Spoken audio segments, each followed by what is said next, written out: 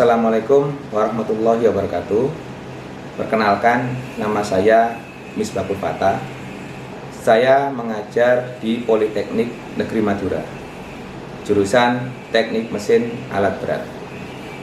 Pada saat ini, saya akan menjelaskan rencana mata kuliah yang saya ajar, yaitu Axle Wheel Suspension and Undercarriage.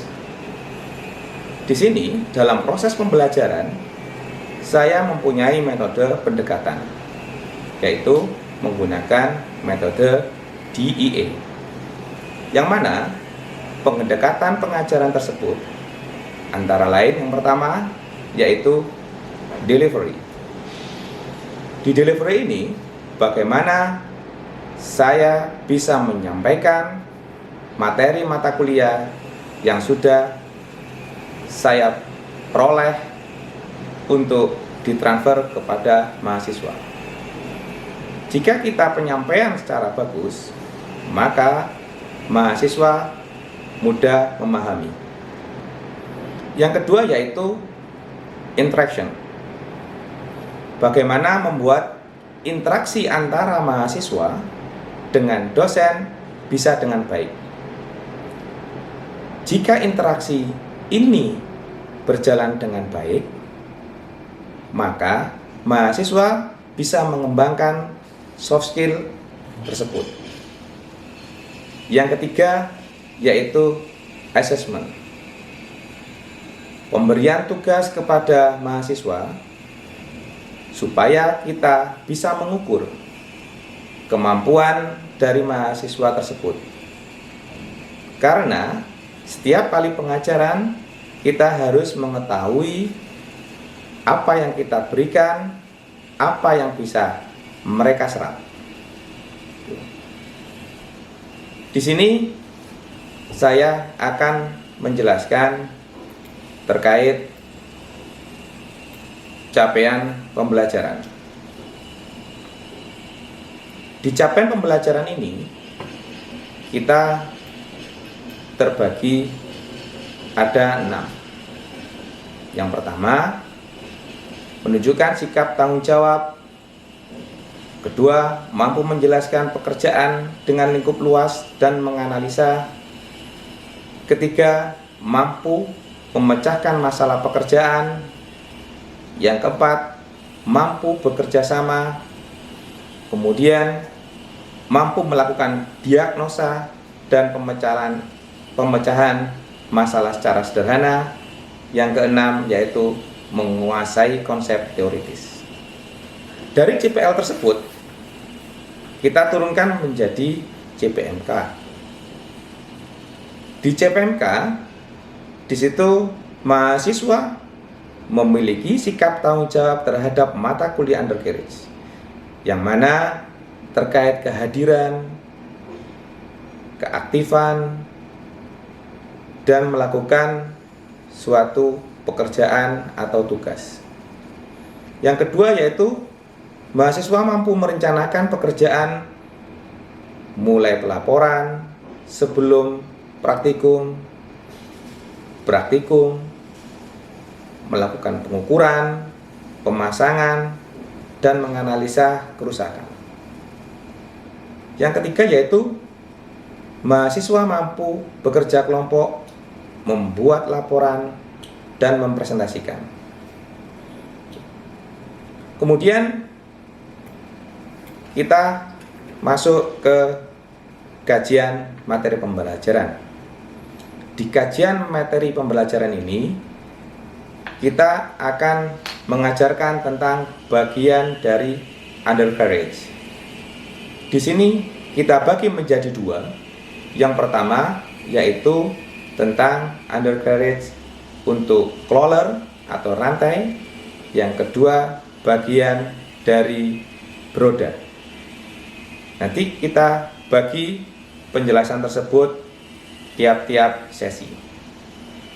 Yang kedua, mahasiswa mampu paham tentang komponen-komponen serta menunjukkan lokasinya. Yang ketiga yaitu mahasiswa mampu membongkar dan memasang komponen-komponen dari undercarriage.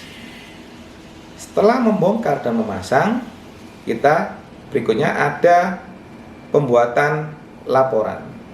Jadi laporan ini perlu karena kita akan membuat laporan kerja yang akan diserahkan kepada atasan. Itu kajian dari materi pembelajaran.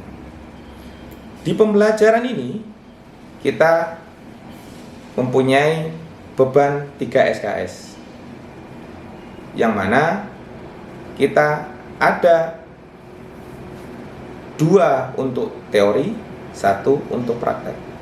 Di Politeknik 1 SKS untuk teori adalah 55 menit. Kalau praktikum 1 SKS adalah 3 kali 50 menit. Materi di sini kita bagi menjadi 16 kali pertemuan. Dari 16 kali pertemuan kita bagi untuk yang crawler, yang satunya yang wheel. Dari kita bagi tersebut, kita akan mendapatkan kelompok-kelompok minggu. Jadi dari materi tersebut kita bagi sampai 16 minggu. Minggu terakhir, minggu ke-16 adalah UTS. Demikian 3 aspek pengajaran yang saya terapkan. Selanjutnya, saya akan menampilkan video proses pembelajaran. Saya akhiri sampai di sini. Wassalamualaikum warahmatullahi wabarakatuh. Assalamualaikum warahmatullahi wabarakatuh. Waalaikumsalam warahmatullahi wabarakatuh. Terima kasih sudah hadir pada pertemuan ke-10 hari ini. Kemarin kita sudah melakukan yang namanya UTS dan kalian sudah ada evaluasi pada waktu kemarin. Nah, sekarang kita lanjut pertemuan pada hari ini, yaitu tentang bagian undercarriage. Jadi nanti kita akan belajar yang pertama adalah bagaimana mahasiswa bisa memahami komponen-komponen dari undercarriage. Jadi undercarriage ini kalau kita pahami yaitu komponen yang ada di bagian bawah unit suatu alat berat. Nantinya kita akan belajar di lapangan mana saja komponen-komponen alat berat sebagai penopang unit tersebut. Nah, nanti penilaiannya dalam mata kuliah ini bagaimana kalian bisa mengetahui fungsi komponen undercarriage. Jadi di sini nanti kalian paham bagaimana fungsinya masing-masing komponen. Yang kedua, kalian paham letaknya bagaimana. Ya, jadi di sini pertemuan ke-10 kita mengetahui fungsi komponen dan letak komponen. Untuk berikutnya yaitu tentang penilaian. Penilaian yang pertama nanti kita ada kuis seperti kita lakukan pertemuan-pertemuan yang terdahulu. Kita ada kuis. Terus kemudian kita ada diskusi. Jadi bagaimana keaktifan dari kalian bisa berdiskusi dengan kita yang di sini. Terus yang ketiga, bagaimana kalian bisa memahami apa yang kalian buat sebagai laporan. Jadi nanti kita itu observasi di sana kalian tuturin, terus kemudian kalian akan membuat resume. Di sana kalian akan menjelaskan apa-apa saja fungsi komponen dan letaknya sesuai dengan di laporan tersebut. Oke, hari ini kita mulai yang pertama tentang bagian undercarriage. Yang Anda ketahui ini bagian undercarriage ini yang kita lihat di sini ada bulldozer sama eskavator. Ya, eskavator. Dan di sana itu ada bagian struktur penopang unit. struktur penopang unit yang kita lihat yang berwarna kuning. Ya, yang berwarna kuning ini adalah struktur dari penopang unit. Ini bagian dari eskavator. Dan di sini kita ketahui ada namanya bulldozer. Jadi unit itu ditopang oleh bagian bawah. Bagian bawah ini sering mengalami kerusakan. Jadi bagian bawah unit kerusakannya sangat besar. Kenapa kerusakannya sangat besar? Ada yang tahu di sini? Ya, kan? Jadi nama saya Munin NP 36 karena bagian undercarriage sendiri menopang semua beban pada unit tersebut dan langsung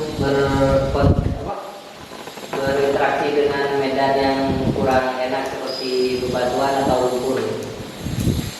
Oke, terima kasih Mas Munin. Dan di sini kita lihat tadi katanya Mas Munin itu menopang semua beban unit. Beban unit ditopang oleh komponen-komponen tersebut. Terus komponen tersebut kontak langsung dengan bebatuan, dengan tanah, dengan debu, dengan kotoran semua. Sehingga komponen dari undercarriage ini perlu adanya perawatan. Nah, menurut penelitian di sini komponen undercarriage itu pengeluaran dari biaya pengeluaran itu lebih besar dari harga unitnya. Jadi di sini sekitar 45% sampai 60% harga yang dikeluarkan dari harga unit. Ya, dibanding dengan komponen-komponen yang lain. Jadi komponen yang lain di sini ada blade, kemudian di sini ada steering atau yang lainnya.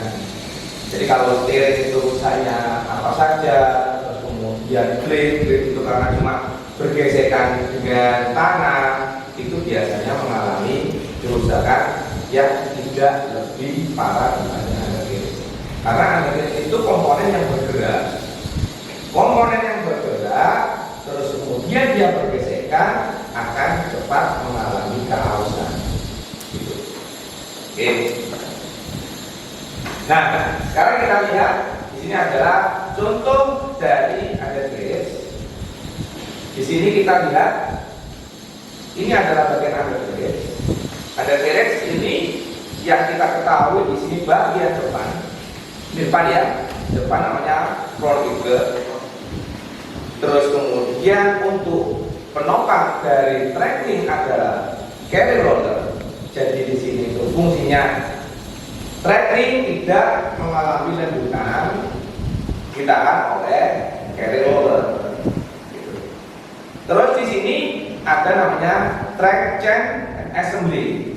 Jadi ini adalah rantai tracking yang di sini fungsinya sebagai penghubung, ya, merubah gerakan putaran menjadi gerakan gulungan. Terus kemudian kita ketahui di sini adalah sprocket. Sprocket ini kalau Anda pernah melihat di sepeda motor, itu yang namanya gear, kita kenal gear. Tapi itu sebenarnya namanya sprocket. Ya, sprocket itu adalah suatu benda yang bisa merubah gerakan putaran tersebut. Gitu. Kita lanjut di sini adalah namanya track roller. Track roller ini berada di bagian bawah. Ya, berada di bagian bawah. Fungsinya track roller ini sebagai pembagi berat dari unit. Jadi kalau jumlah track roller ini semakin banyak, dia bisa membagi beban unit semakin banyak. Itu. Nah, track roller ini berkedudukan di mana? Track roller berkedudukan di track frame. Ya, dari track frame ini kalau kita lihat di sini, sini track frame. Yang warna-warna kuning ini adalah track frame. Track frame, kemudian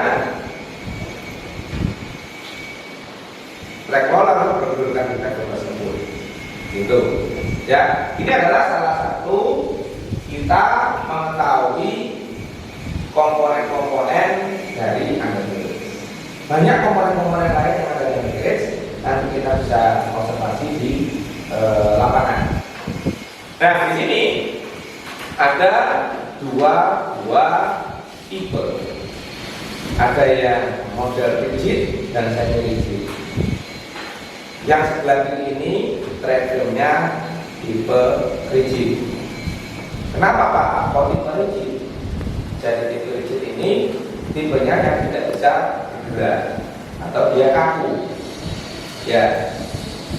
Yang satunya di sini ini adalah tipe semi rigid. Semi rigid ini ada suatu pergerakan. Nah, pergerakan tersebut dia ada damping atau ada penahan. Ya, di sini kalau kita lihat ini namanya folding, dia bisa maju mundur berapa mili itu. Nah, ditahan oleh spring. Spring ini yang menahan pergerakan dari idler. Terus kemudian ada yang model rubber. Jadi bagian belakang itu ada rubber. Rubber itu karet yang dia menahan hentakan. Gitu ya. Jadi dia itu tidak fix, dia mempunyai elastisitas. Kalau kalian pernah lihat di bagian sepeda motor, di sana ada sproket, terus kemudian ada karet. Nah, karet ini yang dia menahan hentakan tersebut.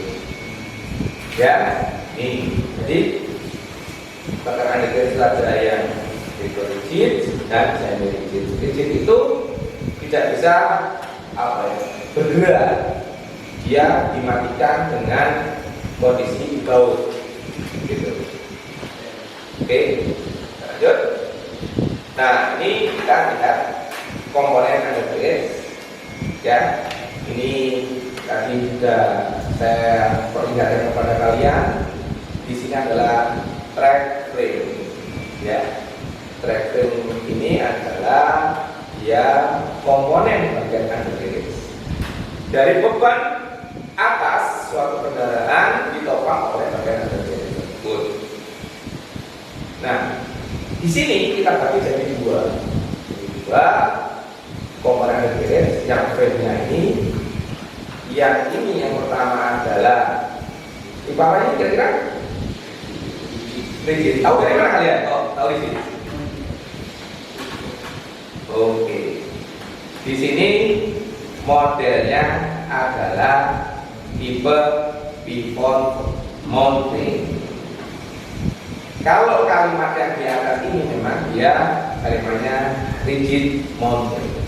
Jadi rigid itu dia tidak bergerak.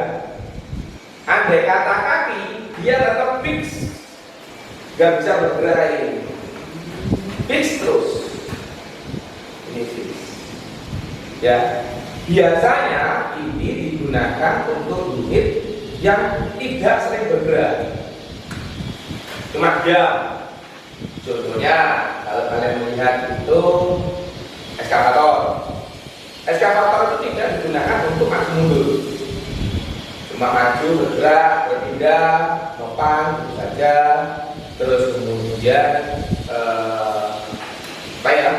bergerak masih gitu saja ya.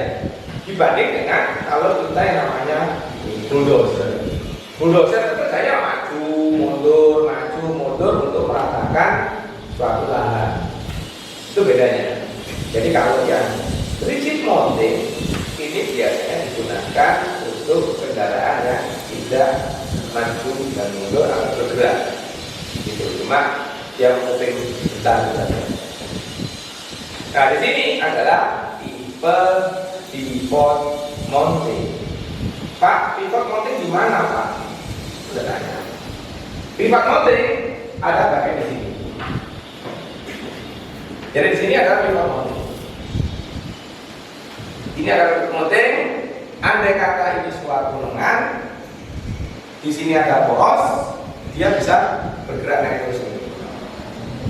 Ini pivot mountain, ya. Tapi pivot mountain ini ditahan oleh equalizer beam. Equalizer beam fungsinya dia tidak bisa buka gini, ya. Dia bisa naik turun ini, dia tidak bisa. Ini kalau yang pivot chart, karena pivot ada di sini. Yang pivot berikutnya yaitu ada diagonal bridge. Diagonal bridge dia tetap menggunakan pivot, tapi di sini ada penopangnya. Jadi di sini kekuatan dari track frame dibantu oleh kekuatan dari diagonal bridge. Jadi track frame ini dibantu sama diagonal bridge untuk sebagai pergerakannya. Tetap dia ada yang namanya equalizer bar. Nah, ini kekuatannya lebih kuat karena dia ditahan oleh ini. Ada pertanyaan dari tipe-tipe ini? Ada yang model rigid, kemudian ini ada pivot chart sama diagonal bridge. Ada pertanyaan? Tidak ada? Oke. Nah, kita tadi sudah melihat yang namanya frame. Sekarang kita masuk ke track roller. Track roller itu ada di bagian bawah ini, ya, ada di bagian bawah ini.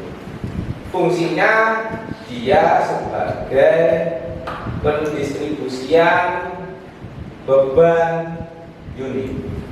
Jadi kalau kita ada beban, di sini ada frame, diteruskan ke track roller. Track roller ini diteruskan ke track link, sehingga beban unit bisa terdistribusi di sini. Ya, jadi di sini beban unit dari frame kemudian diteruskan ke track roller. Track roller diteruskan ke track link. Ya, dari track roller ini bisa memberi. Nah, di sini kapan kita milih yang namanya single link atau double link? Ya, kalau single link itu satu, kalau double link ya. Biasanya kalau unit-unit besar menggunakan double link. Kenapa? Bebannya unit berat, jika kondisi kita miring, dia bisa ditahan. Gitu. Tapi kalau cuma single link, biasanya digunakan untuk unit-unit yang kecil. Itu. Paham sampai di sini? Ya. Oke. Yang terakhir kita masuk ke guard. Guard itu fungsinya sebagai pelindung. Ya, pelindung di mana itu pelindungnya itu bagian bawah itu ada guard. Ya. Supaya batu tidak masuk, supaya ranting-ranting tidak masuk, tidak mengganggu kinerja dari track, link dan apa namanya? Bagaimana? Apa namanya ini? Masih ingat? Track roller. Oke, ya, supaya tidak masuk. Di sini fungsinya guard. Oke, pertemuan ke-10 hari ini kita coba mengevaluasi. Silakan keluarkan kertasnya, kita kuis. Oke? Ayo mas, bagian kertasnya mas.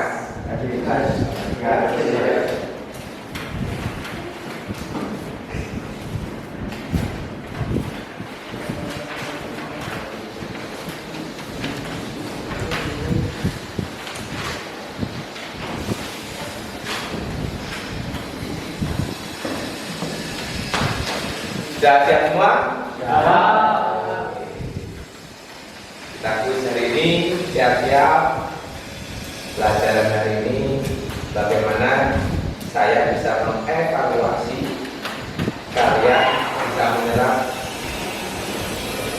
mata kuliah. Oke, sudah siap?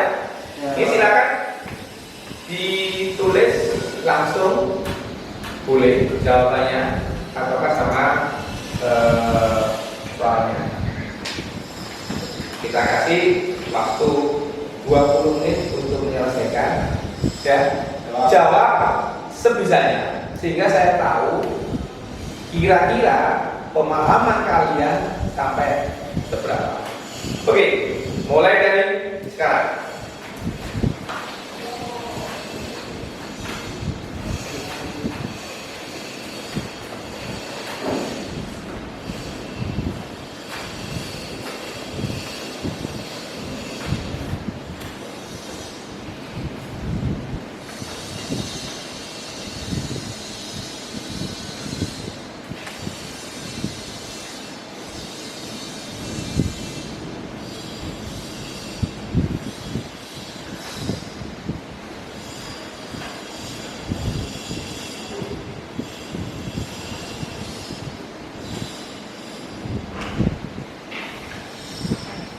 Oke, 5 menit lagi.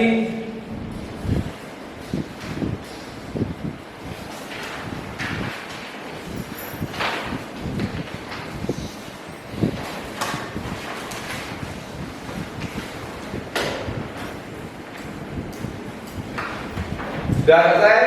Yuk, kumpulkan. Ayo kumpulkan.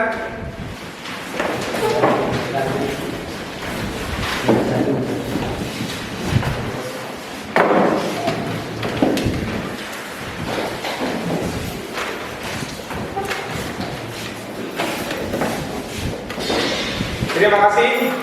Kita akhiri pertemuan pada siang hari ini. Semoga ilmu yang kita dapatkan bisa bermanfaat. Silakan berdoa menurut ajaran dan kepercayaan masing-masing.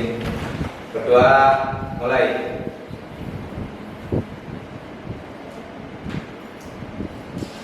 Berdoa selesai.